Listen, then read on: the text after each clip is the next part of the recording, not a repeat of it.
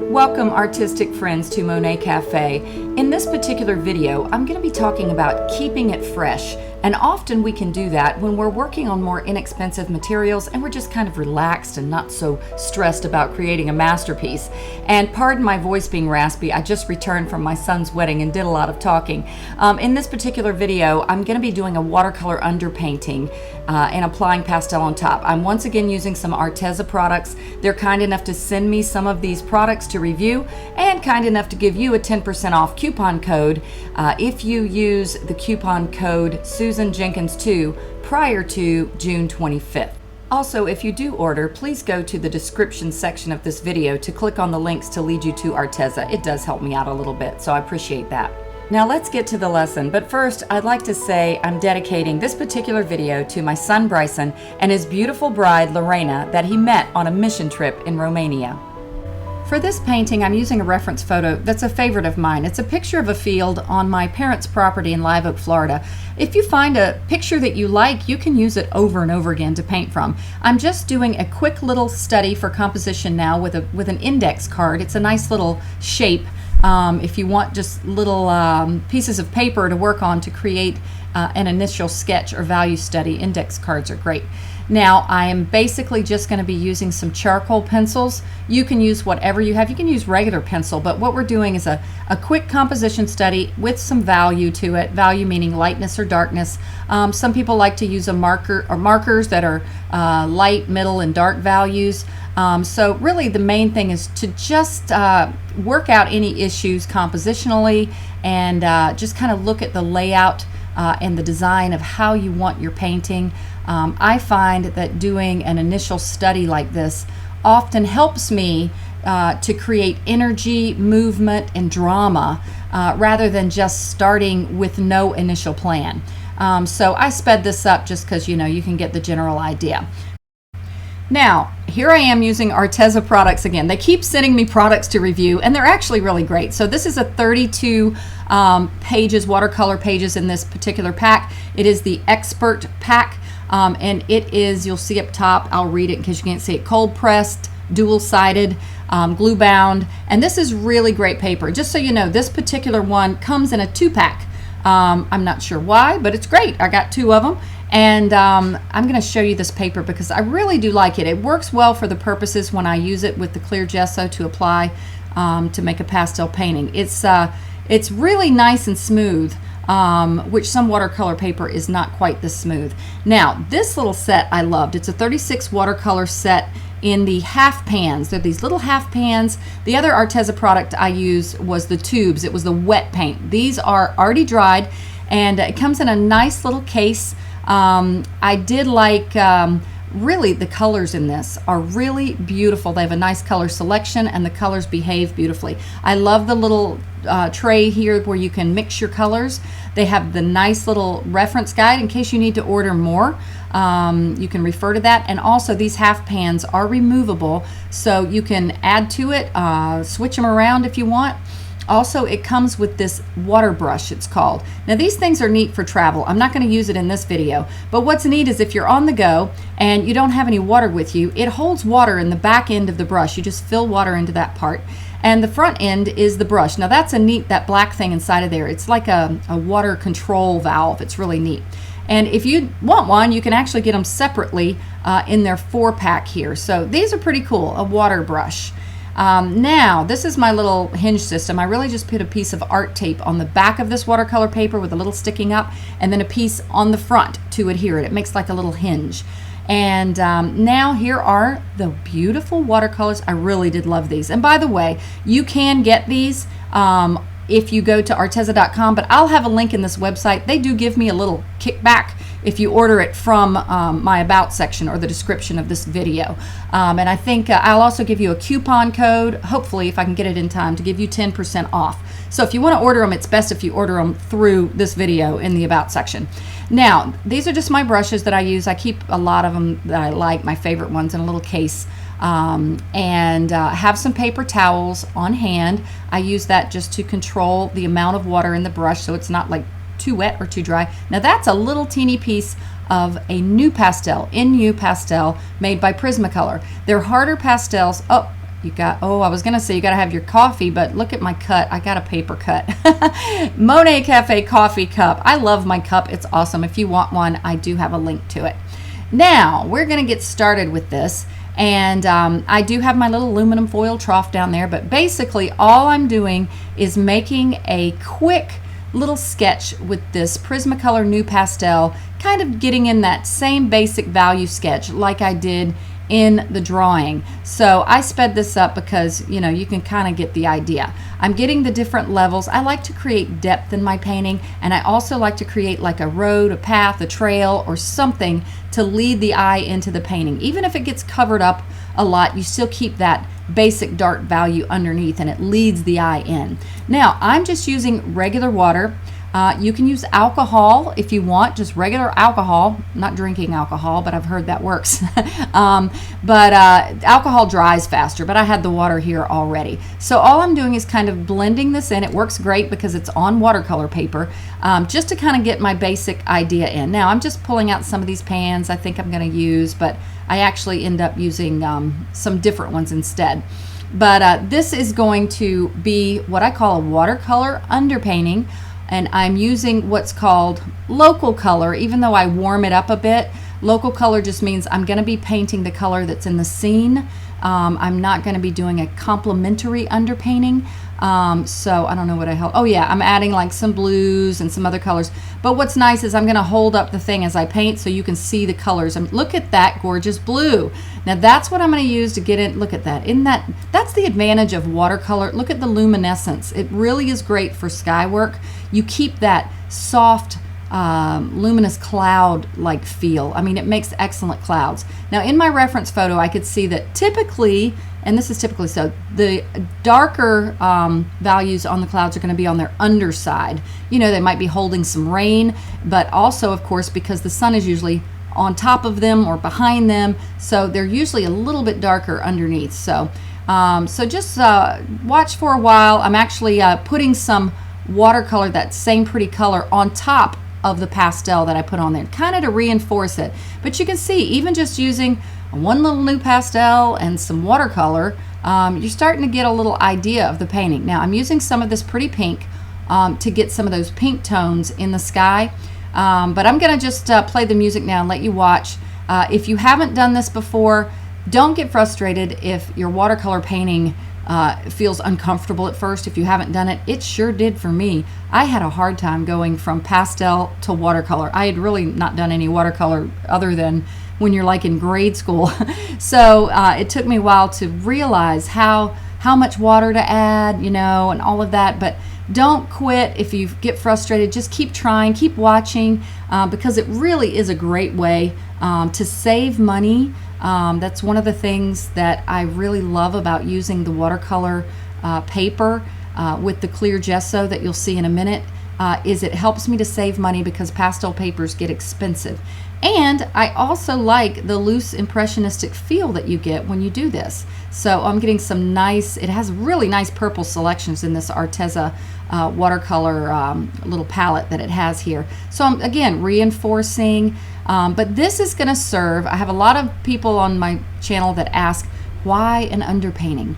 I like, first of all, I like covering up all that big white space or whatever color your paper is you're working with. And it also lends towards impressionism.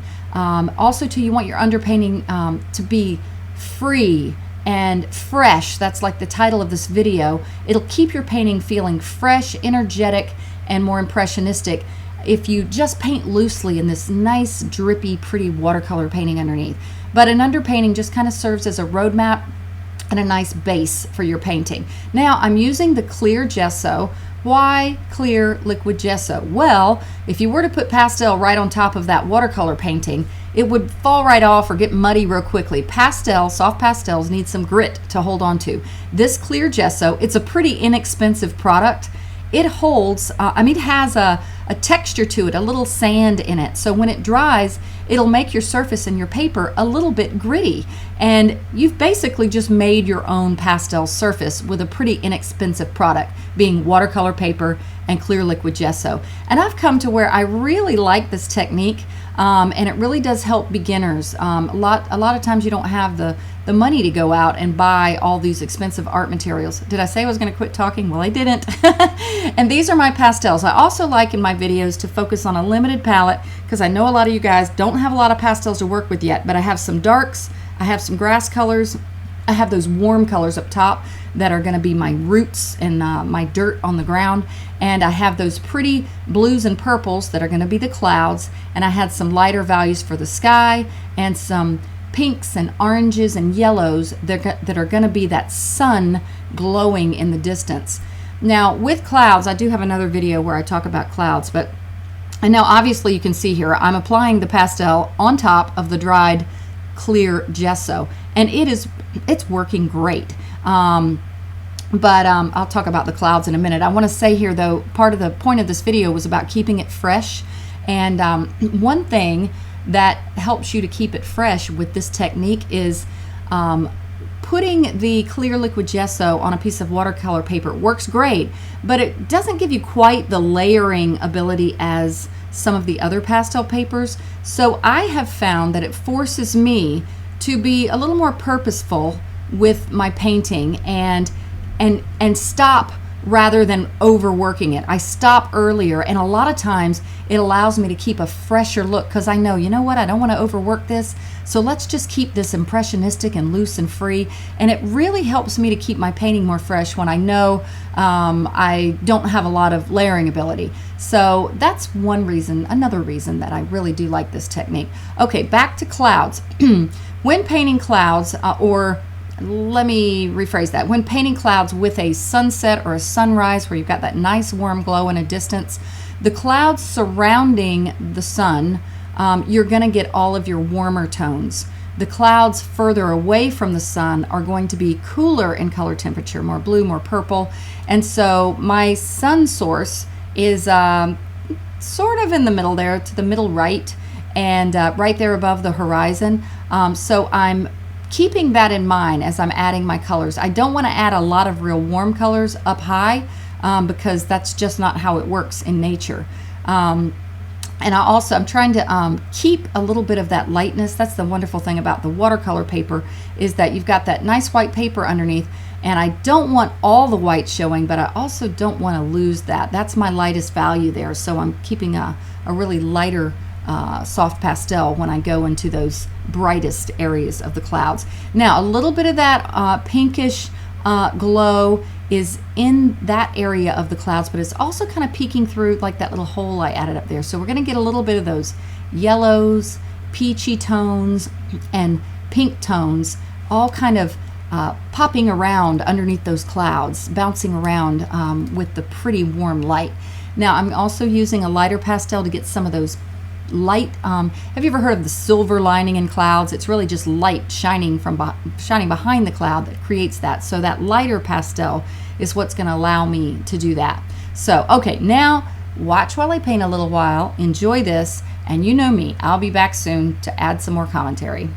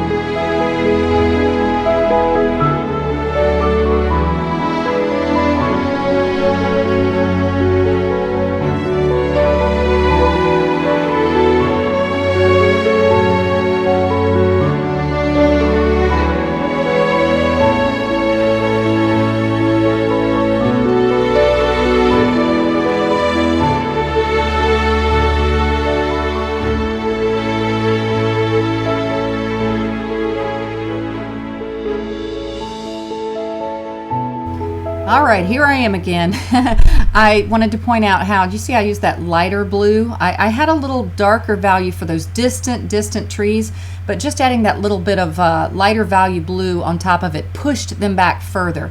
Now I wanted to point out here, notice this kind of a rich reddish burgundy color that I'm adding. Now some people, well, often I get people asking me, how do you push color and get creative with color? Well, if you put down a color, just green right here, grass color, it's gonna be very boring. The red is really like the color of the earth, and it's also a complementary color to greens. So it's going to create a lot of vibrancy and interest in your artwork. Now I'm using a little bit of a lighter value orange further back, and I realized that was a little too warm in the background. That you see that you want to have cooler colors in the background. So see how I lightened up that and lighter values. I lightened up that orange in the background. And that is a warmer color in the background, but the reason that works is because the sun is right over it. You can see that sunset or sunrise right over that field. So, you know, that really does allow you to have a little bit more warmth back there. So I'm using a little lighter value, just a touch of green back there to indicate grasses. And notice as I change my greens, and I may not do all greens here, but when you see me pick up a green, notice that the darker, more vibrant greens are usually in the foreground, darker values, and paler, more neutral greens are usually in the background. Again, that distant field is a little contrary to that rule just because it has so much sunshine shining over it. Now I'm adding some more greens for interest, kind of more shadowy greens. If you just use one color for your dark, your painting is going to be a little flat. When you add different colors of the same value, as long as you don't get too muddy with it, your painting is going to feel much more alive and fresh with color. Now I'm just giving little hints of grasses growing up. Typically your grasses in the distance are going to be horizontal bands, and your grasses in the foreground are going to be vertical. Now here I'm adding a little bit of highlight to those trees. Obviously the sun in the background has a little bit of light that's hitting them, a little bit of highlight to these trees, but these trees are very dark anyway, so I'm not going too light of a value for the highlights or where the sun's shining on them. If I did, it would look unnatural. Adding, I think, what is this, some more greens in there, darker, because that's in the shadow. And you see how this is starting to come to life now. Oh, I know what I'm doing there. I was lowering, that tree line had gotten too high. When I run my hand across there earlier, I was showing I had the under part of those trees all too much in a straight line. So I brought these trees on the right down further to create levels of trees. You've got the one on the right is the lowest in the horizon, the one on the left, the tree group in the left is middle, and the ones far away are higher in the horizon. And so, you know, these are just little things that you learn how nature works perspectively. See how I added the little highlight on those trees, and it gave them, they're not as flat anymore because I put some lighter value green highlights on those trees. Purples, I love purples. So a little bit of purple. You want to punch up your painting when you start, if you want to punch up your painting as you're kind of winding down. It's purples in dedicated places can make a nice touch. You'll see at the end here too, I also add some reds. You don't want to overdo it with your little spicy colors, but sometimes that helps.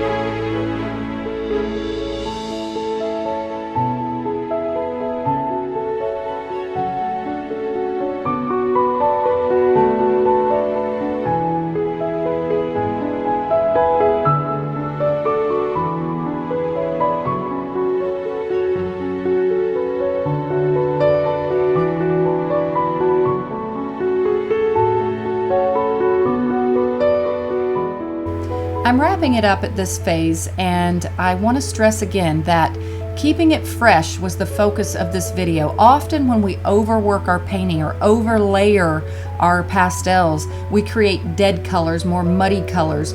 And when you keep it fresh and you work on a surface like this homemade surface, where you know you're not going to get as much layering, often you have more fun and you get creative with color, and you hopefully won't overwork it. That's what's going to keep your colors bright and fresh.